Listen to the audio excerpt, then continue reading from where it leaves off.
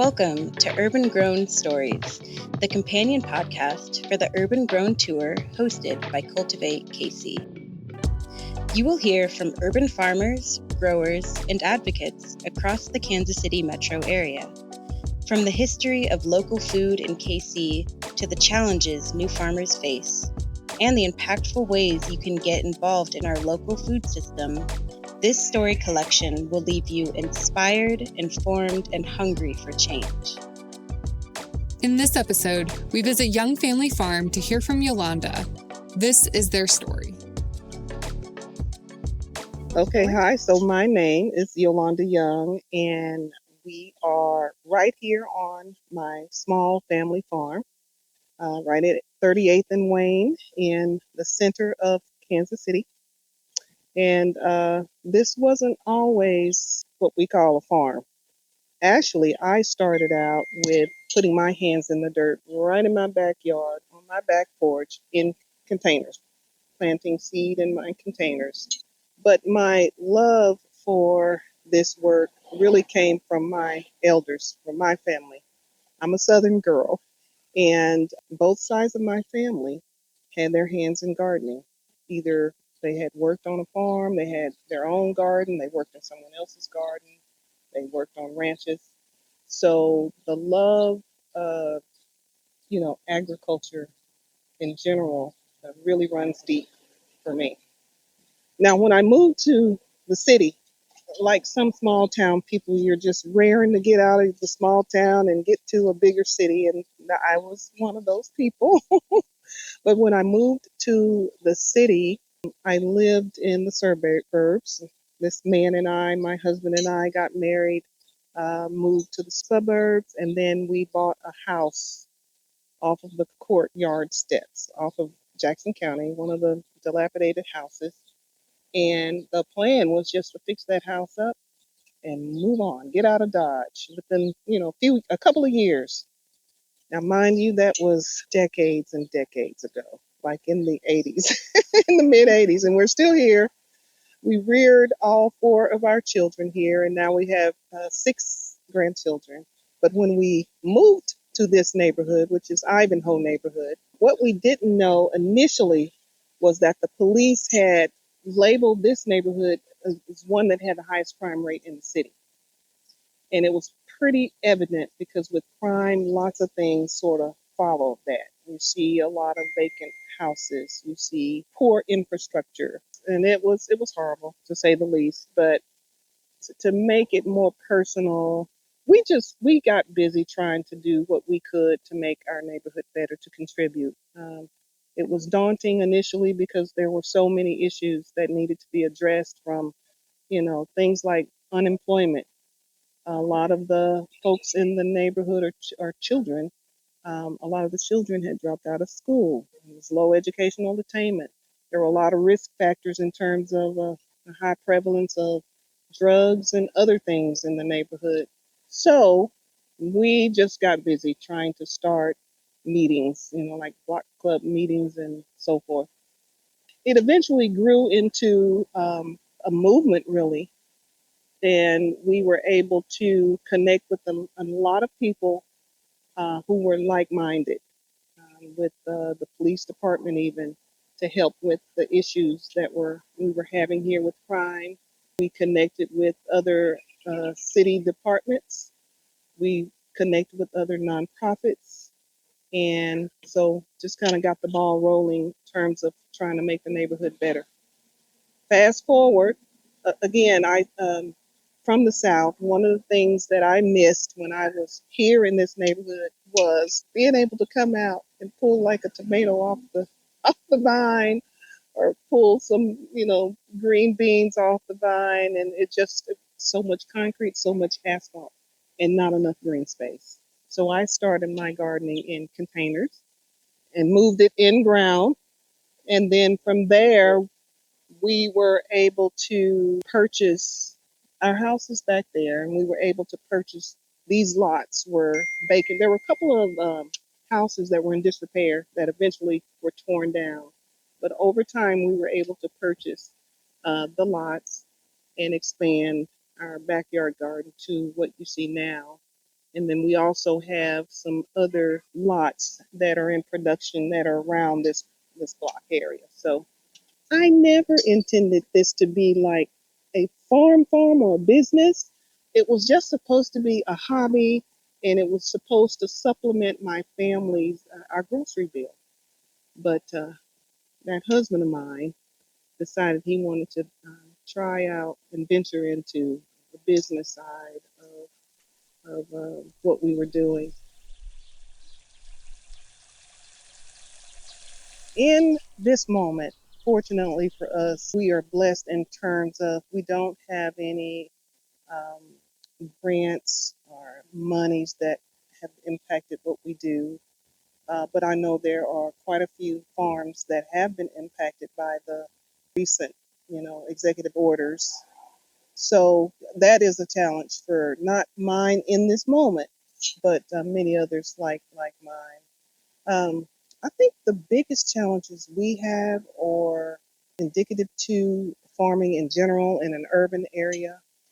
For us, we've been blessed to be able to have better access to water on this site, but not on all of our sites. So, water access is a huge issue. We don't have a lot of problems, fortunately, with theft or vandalism. Uh, just the little four-legged creatures. So that thing, the squirrels, we had gophers, we've seen in here quite a bit this year. The first time I've seen in our garden, raccoons, lots of raccoons, stray dogs, the cats. We've got hawks, we've got rabbits, and we've got all the little crawly things, the good ones and the not so good ones. But on the one hand, that's just an indicator that there's a lot of life happening, garter snakes and the rest. But, right now, maybe I'm feeling a little, I'm optimistic or blind to it. I love being out here, and I usually sort of zoom in on the gardening aspect. You hear the traffic. I think I've somewhat gotten used to it. I can kind of drown it out, but it's, sometimes it can be very annoying and irritating, but for the most part, I can drown it out.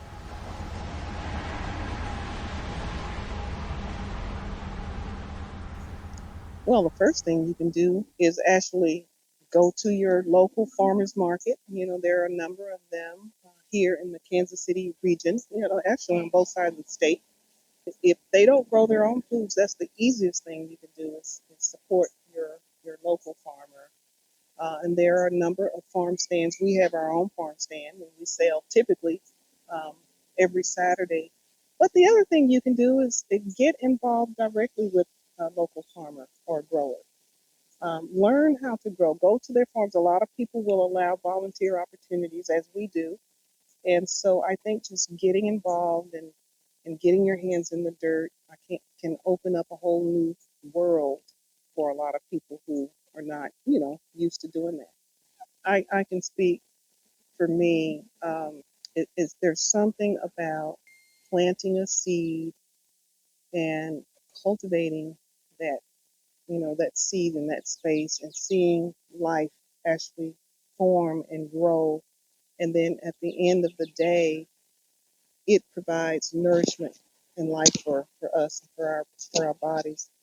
It's hard to really articulate the feeling that you have for being a part of that, but it's quite a miraculous occurrence, really. That you have a little seed, you plant it, and then the earth produces this magnificent food for us. And then we consume it, and then we live, you know. So my faith is such that the scriptures and the words that I turn to, there's a section in the scriptures that talk about, oh, ye of little faith. If you just had the faith of a little mustard seed, you can move mountains. And so it just kind of shows the strength and the connection to, spirituality, to faith, to God, just what one little seed can produce. And a mustard seed is probably one of the tiniest, but I guess the point is they are so tiny, but they can be such a powerful force in the end, based on what they produce. So anyway, That's my experience. When I'm out here, although I'm in the middle of an urban area and there's lots of traffic, there's lots of noise, there's a lot of people, I I can actually get out here and drown out a lot of those sounds when I'm digging in the dirt, when I'm harvesting, or when I'm watering or weeding or trimming. And so it's kind of my time always to connect, you know, with God, um, when I'm out here and when I'm when I'm actually uh, working in the garden. hmm And the pandemic, one of the worst times we've had in a long time in this country. But again, it was a great opportunity. A lot of people were able to connect with themselves um, during that time. A lot of people found those connections through gardening, and for me, it was so therapeutic that I had this. I had this avenue. Some people didn't, but for me, it was so therapeutic to be able to be out here and think about something positive and get my mind off of what was happening worldwide. I lost my son uh, kind of toward I guess they call it the endemic, but it was in 22, 23. And again, this garden provided such solace for me and therapy. He loved being out here, and we planted a tree in his memory over there, a pear tree. So it's kind of a sacred place also, but it brought me a lot of peace and a lot of comfort and a lot of joy during some very, very difficult times in my life. Kind of, again, I told you earlier, I'm a Southern girl, whatever that means to you, but to me, the people that I grew up around, the lifestyle we led was really very simple and very basic. And so, one of the most foundational things we did was grow our own food. And really, the community, pretty much the whole community, was involved in growing good, healthy, wholesome food. And I see that times like these is going to create another opportunity, just like COVID, for us to gather around food. Plant a seed on your back porch in a pot if you don't have land, which is, I guess, one of the challenges here in urban areas. There's not a lot of green space, but it doesn't mean that you can't grow something. So, you can seed share, sharing seeds, saving seeds. Um, I think it's just a great opportunity for us to get back to kind of the basics and not be so dependent on all the modern conveniences that we've been accustomed to. Sometimes things happen. It's kind of a rude awakening. It wakes you up to, oh my gosh, I've been so dependent on these systems and these things. Either I don't know how to survive, or I need to go back to what I knew. So I think this is an opportunity for us to just step back and take a deep breath. Um, Things even worse have happened in history, but people are resilient. We tend to be resilient, and I think if we stop focusing on so many external things like skin color and the religion and all those things that have divided us, and think about the things that we have in common and the things that we can do together, we'll be okay. We'll be okay. I do think some dark days are still yet to come, but typically there's darkness and then there's light. So I believe, again, there will be a remnant, and people are typically very resilient, and there are enough of us who are hopeful and who carry, that optimism that I think we can rally and we can corral a lot of people to and encourage people to join in and don't give up. We do a lot of planting. We do a lot of planting. And, many hands make the work light. So anytime they'd like to come and we're available, we love our volunteers. They've helped us go so far, helped us get to places we could have never gotten without the help.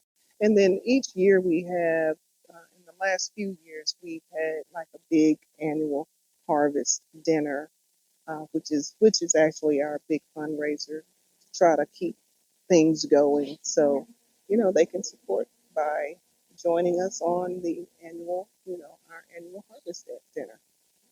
I don't have any questions, but I do want to say to the people who are on this tour, don't let gardening scare you. So many people are so afraid to try to put their hands in the dirt and, you know, to start growing something. Just start. There are a lot of resources, a lot of organizations that have programs and workshops and make phone calls. There's YouTube University now, which, back in the day we didn't have that, but we have that now. But just you will be surprised at how giving the earth is. Most growers that I know love to tell you stories, love to share what they've learned. They love to talk about gardening.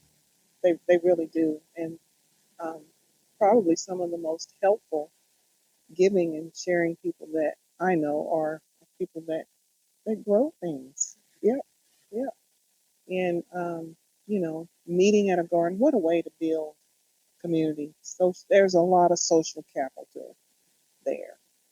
But just try to grow something. I think most people will be pleasantly surprised. A lot of people say, no, I don't have a green thumb and I kill everything. But I beg to differ. I think anybody who wants to grow something can grow something. And so don't be afraid to just do it. Just take the Nike, what is it, Nike tag? Just do it. Just do it.